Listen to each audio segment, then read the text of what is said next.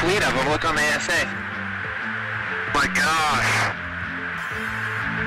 They're all going against the wind. The wind's 120 knots from the west. Oh, thing, dude.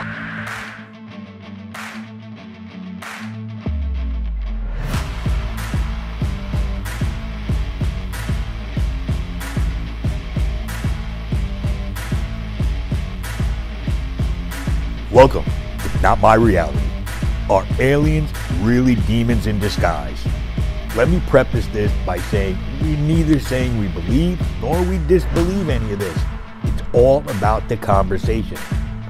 In this video, we're going to discuss many people believe aliens really are. If you even believe in aliens. These people believe they're demons. That's right. Most people think this is a silly conclusion, but many believe that there's evidence there, and it may change your worldview. Are aliens really demons? Let's take a look. It's a parody. If you don't have a sense of humor, go.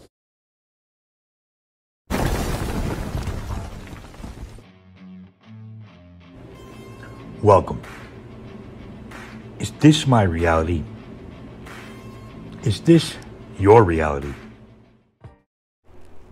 Support the channel, hit that like button, hit that subscribe button, smash that notification bell. Otherwise, I might make you watch the new Exorcist remake, and you don't want to do that.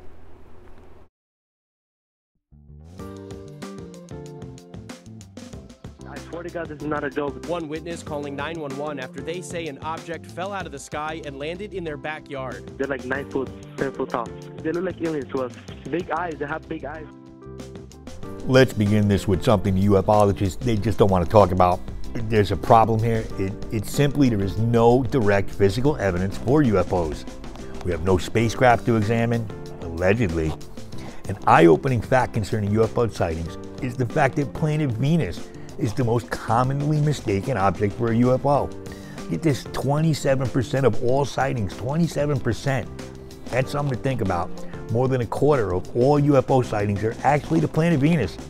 Other mistaken objects include satellites in orbit or burning up on re-entry, rocket launches or the space station, meteors or meteor showers, weather balloons, the aurora borealis, the aurora australis, flocks of birds, not to be confused with flocks of seagulls, aircraft, reflections of the sun on different objects, even car headlights or street lights, insect swarms, parachutes, kites, lightning, especially ball lightning, but that's very rare. There's clouds that look like ice crystals in high altitude and they glow at night from reflected sunlight. Lenticular clouds, these are actually lens-shaped clouds that actually look like flying saucers. It's obvious that a majority of UFO sightings are simply mistaken identity. When it comes down to it, only 2 to 5% of all UFO sightings are truly unidentified objects in the sky. But that still leaves 2 to 5% that just can't be explained. Now, UFO researcher Gary Bates says, quote, "It is true that the majority of sightings are the result of mistaken identity, and some have proven to be conscious lies or imaginary events. Similarly, in the realm of abductions, a great percentage may be psychological delusions, hoaxes, and shallow attempts to gain attention and fame. But despite the myriad of explanations, too many ordinary people with far too much to lose than to gain by telling fanciful stories about this, they go to their graves, never recounting their accounts of the events." UFOologist John Keel, he said, quote, "Millions of people have been affected, at least temporarily, by these UFO contacts. And thousands have gone insane and ended up in mental institutions after these experiences with these things." And journalist Mark Pilkington, he adds this to the discussion, quote, "There have been too many reliable and multiple witnesses, too many radar and visual correlations by pilots, too many films, too many photographs, too many blacked out military and government documents. For all of them to be hoaxes, misidentifications, and hallucinations seems more unlikely than most of the other explanations put forward over the years." Object that fell fell from the sky? Even the officers apparently saw that. The green glow of the alleged UFO is seen on this newly released body camera footage. It was like a big creature. A big creature? Yeah, like around 10 feet tall. Because I'm not going to BS you guys. One of my partners said they saw something fall out of the sky too, so that's why I'm kind of curious. Former intelligence officer David Grush, an alien crash landing isn't too far-fetched. Grush recently turned over documents to Congress claiming the U.S. government has a vast collection of vehicles that have non-human origin. Although the majority of UFO and abduction stories are just not real, there is evidence that there is something going on with some people. Evidence that we do have includes collateral damage. That's scorch marks, burnt or damaged plants that can take longer than normal to recover. Depressions in the ground. These occur at places where eyewitnesses say they saw a UFO land. There's also electromagnetic disturbances that occur that cause power outages and interference with cars, electrical systems, and other devices. Radar detection. Believe it or not, there is evidence of radars picking up objects that professionals cannot explain. Things that should not be in the place where they are detected, and quite frankly, these things shouldn't even exist. Now, the physical effects on humans and animals. Animals typically get spooked just before and during UFO sightings.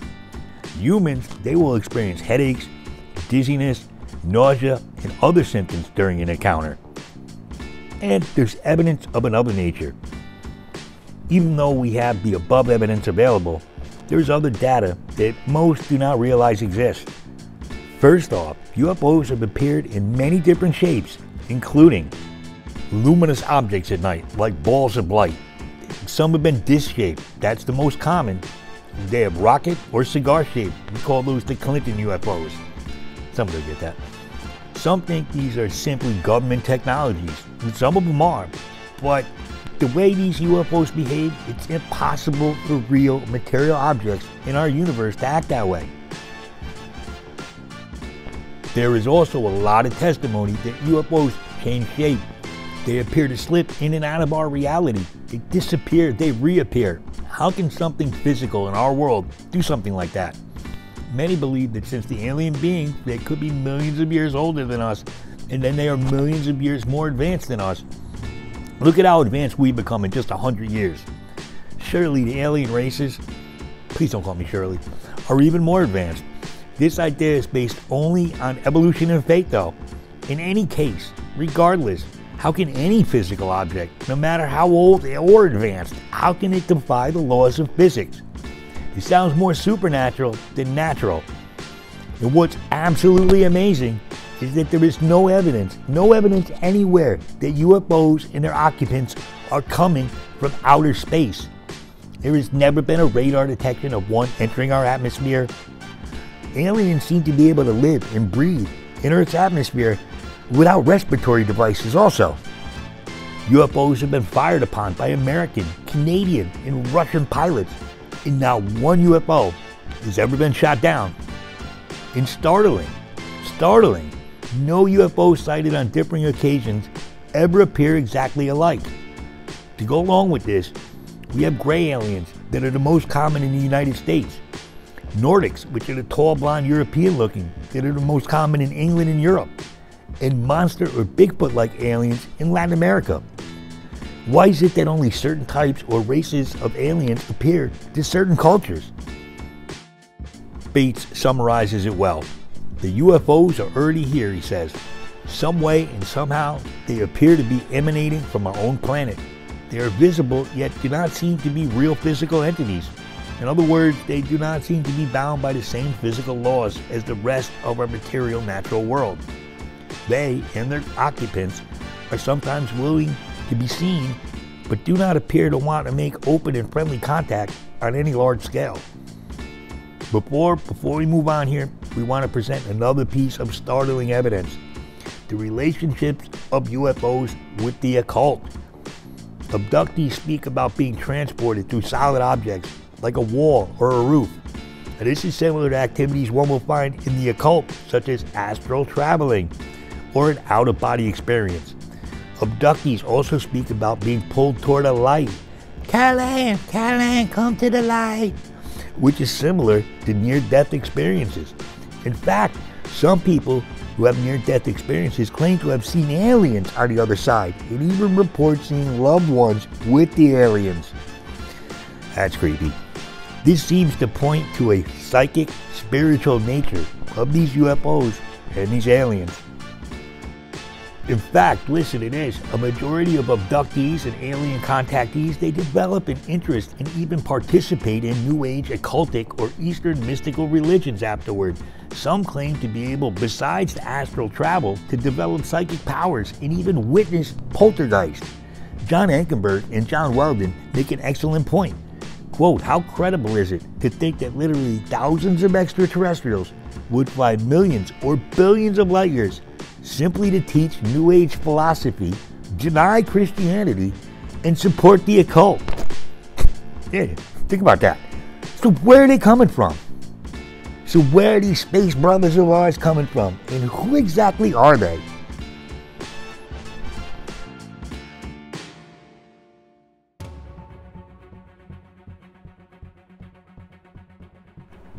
The so-called Galileo of ufology, Dr. J. Allen Hynek himself, has said, quote, the conclusion I've come to after all these years is that first of all, this subject is much more complex than any of us had first imagined.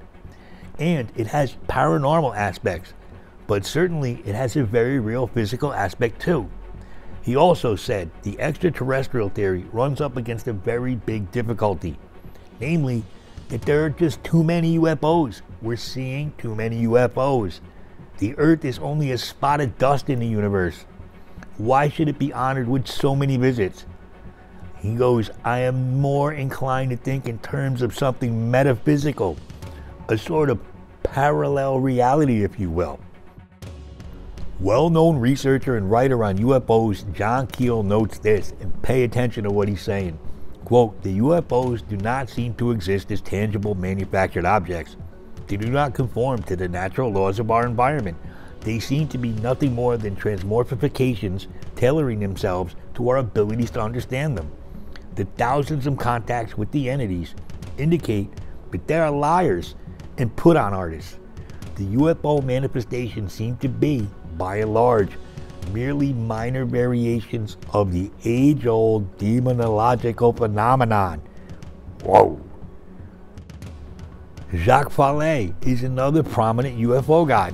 Quote, I pointed out in Visible College that the structure of abduction stories was identical to that of occult rituals. I had shown in Passport to Mangonia that contact with UFO-nauts with aliens was only a modern extension of contact with non-human consciousness in the form of angels, demons, elves, and sylphs. Such contact includes abduction, ordeal, including surgical operations, we've heard about those, and intercourse with the aliens. It often leaves marks and scars on the body and the mind, same as UFO abductions. And lastly, there's John Mack, another well-known ufologist. He says, quote, it's both literally, physically happening to a degree, and it's also some kind of psychological, spiritual experience occurring and originating perhaps in another dimension. Wait a minute. Did y'all just notice that? Did you just notice that some of the most respected UFO researchers in the world just admitted that there is a spiritual aspect to aliens? These men do not believe that UFOs are coming from outer space, but another dimension.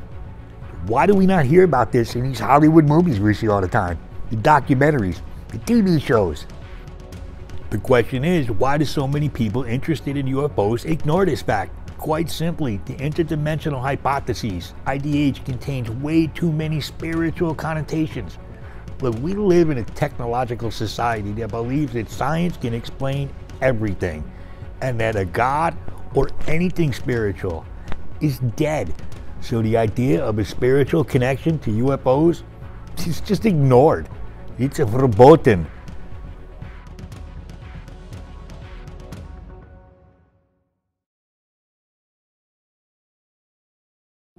For this chapter here, we're going to ask you to leave all your preconceived notions at the door and just open your mind and listen to what we're saying here. Notice that Mac noted there seems to be a physical and spiritual aspect to the UFO phenomenon. Interestingly, we find this very concept in the New Testament when it comes to Jesus. Yes, Jesus. John 20:25-28 says, "So the other disciples told him, 'We have seen the Lord.' But he, Thomas, said to them, 'Unless I see the nail marks in his hands, and put my finger where the nails were, and put my hand in his side, I will not believe.'" A week later, his disciples were in the house again. Thomas was with them. Though the doors were locked, Jesus came and stood among them and said, "Peace be with you." Then he said to Thomas, "Put your finger here. See my hands? Reach out your hand and put it into my side. Stop doubting and believe."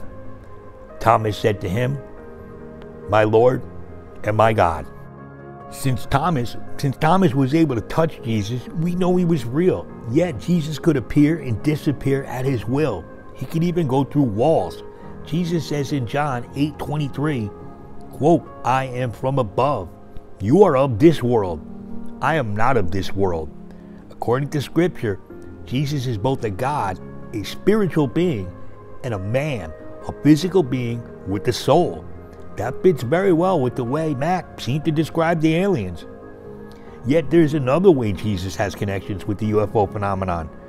It is known among UFO researchers that Bible-believing Christians are absent among those who are abducted by aliens. Quote, "The Christians reporting the abductions experience tended to be people who intellectually espoused the existence of God, but they didn't apply it personally. But there seemed to be an obvious absence of devout, Bible-believing, walk-the-walk Christians. Where were they in this equation?" Data also shows that people who began to go through the abduction experiences were able to halt it by invoking the name of Jesus. Did you hear that? By invoking the name of Jesus.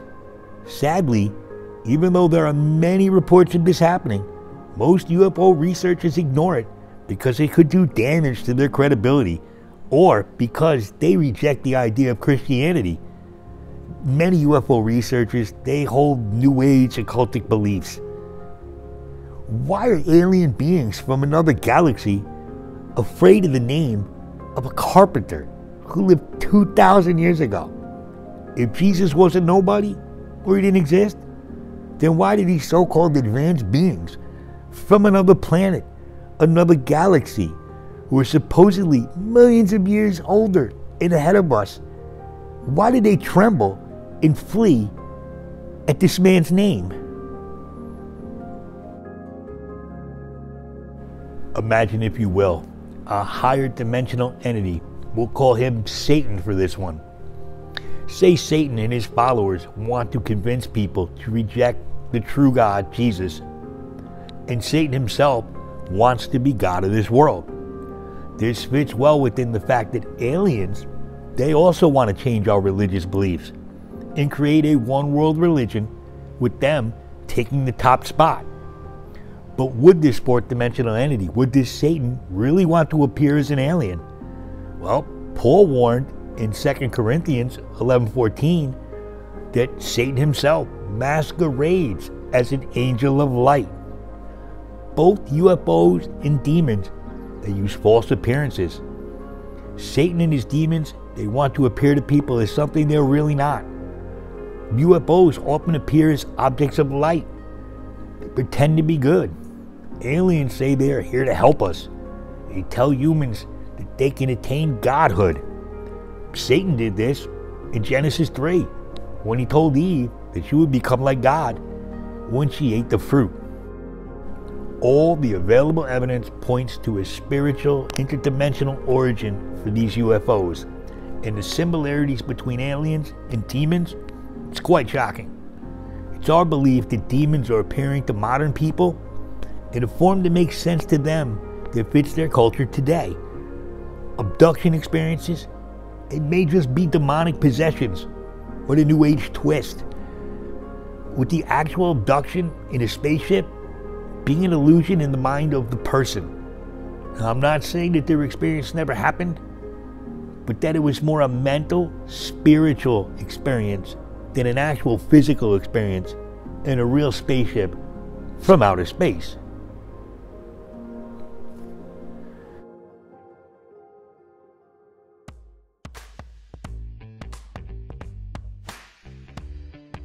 Do you believe in aliens? Did they come from a galaxy far, far away just to spy on us from a distance and sometimes, take us up into their ships and diddle us a little bit? Or are we being deceived by extra-dimensional entities who have always been amongst us? Fallen angels, demons, the Anunnaki, elves, spirits, and now they're known as aliens. They're all the same entity. The names have just changed to fit the times that we live in. Are these so-called aliens, are they really here to help?